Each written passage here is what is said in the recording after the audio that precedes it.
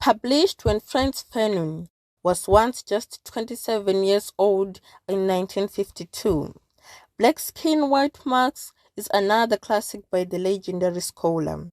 The assessment comes as a combination of psychological lessons about race, racism, and colonization in the 20th century and even beyond. Because of Fanon's training as a psychiatrist, the book is a well presented contribution to the fields of imperial and psychological historical studies. Upon its publication, Black Skin, White Mask garnered reviews for its scholarly yet moving perspective on the effects of racial prejudice in the minds of Africans.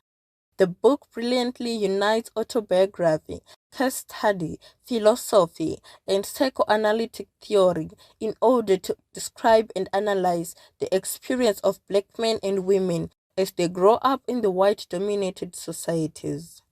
It challenges the white psychoanalytic theory that black people are naturally born feeling inferior towards white people.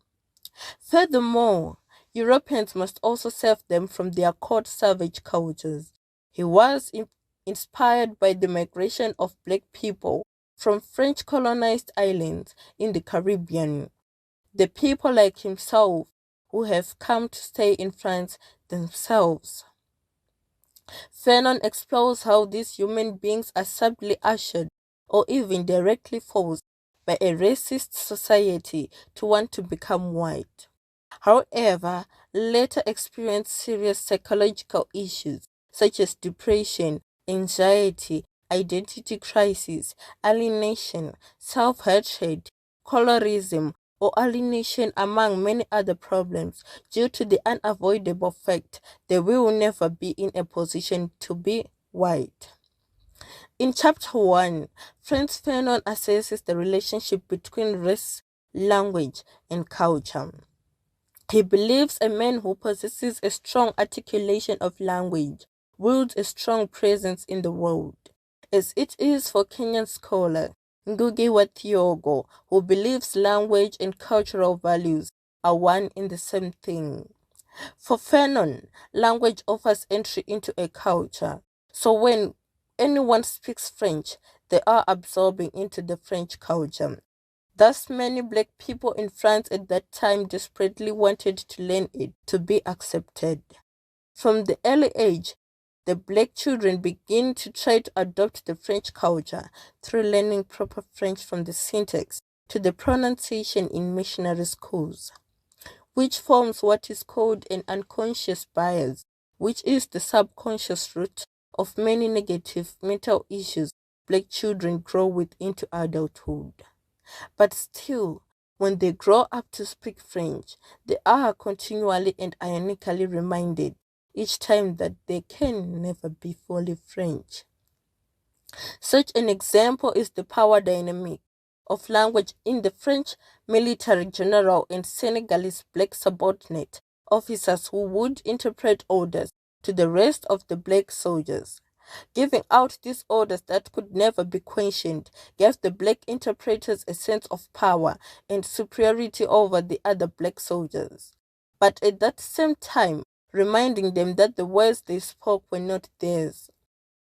This, according to Fanon, is only one of the incidents among many others that encourages the black men to chase the white identity, but deep down knowing they can never obtain it.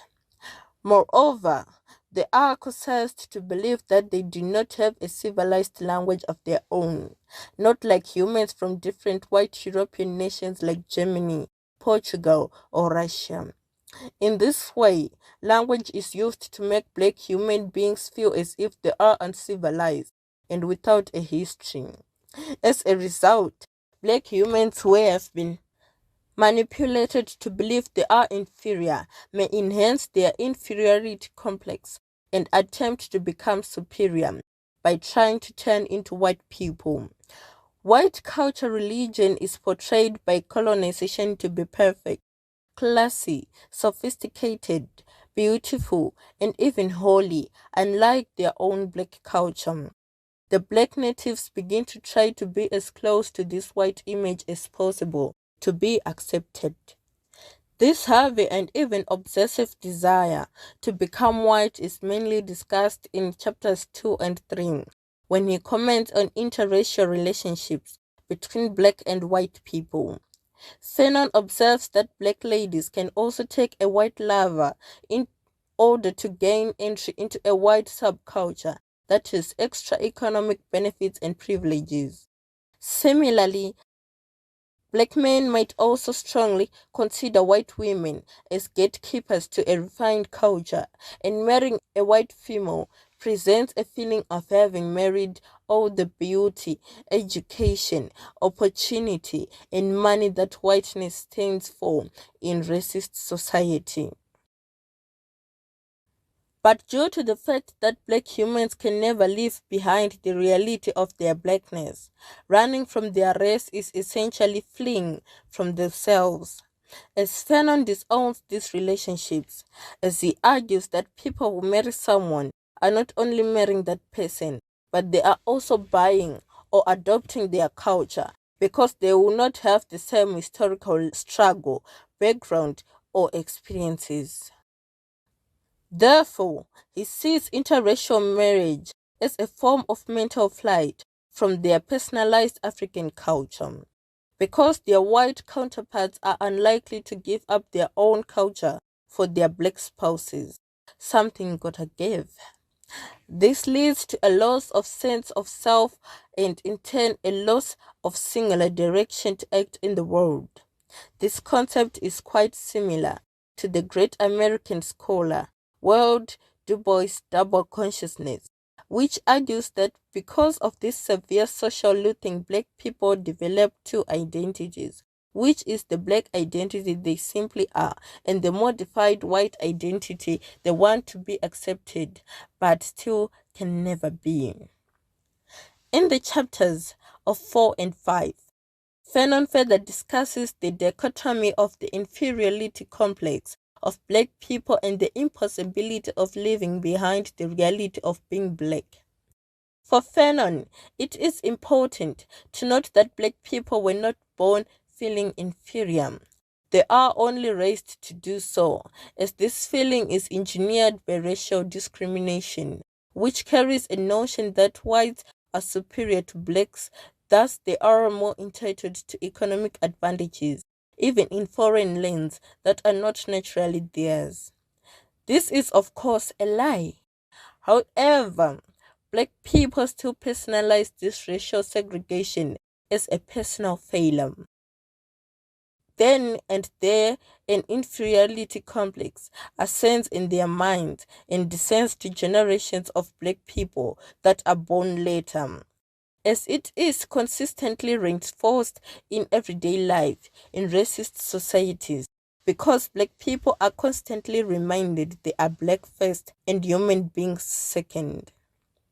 In other words, people are only reduced to their race instead of seen as unique human individuals. Specificity on what it means to be reduced to one's race or skin color. Fanon argues black man's values is placed in his body appearance as opposed to his personality, or as Martin Luther King Jr. once put it, the content of their character. They are a symbol for the biological, which means they are primarily depicted as bodies rather than as people with minds and feelings. The only cultural representations of black people to Europeans are in ways that make them seem animalistic. They also lead to the over-sexualization of black people. Because as with domestic animals, blackness becomes associated with the biological fact of reproduction. European society is full of images of the virality and aggressiveness of black men, for instance, from whom white women are said to need quote protection from. This is one of the ways in which blackness is depicted as an evil other. Fanon says, this is similar to how Jews are fed in the European society, But whereas the Jew is seen as a political threat, the black man is seen as a biological threat. In the final chapters of Black Skin, White Marks, Fanon offers possible solutions on how people might move beyond this situation in which black natives are depicted as inferior, and often develops a feeling of inferiority as well. He rejects theories by other psychiatrists that would solve the neurosis of an individual black man, of asking him to adjust his expectations and face reality. Instead, he wants tangible social solutions that transform the racist society that produced these unequal and oppressive conditions to begin with. Black people need to be encouraged to transform society by demanding humanity from white people, asserting freedom, and building a future freed from the subjugation of the past. If you have an African novel you want to see Dudu summarize, do not hesitate to comment below. Don't forget to subscribe for more original, great Afrocentric content like this. Thanks for watching Mimsy Dudu Summaries.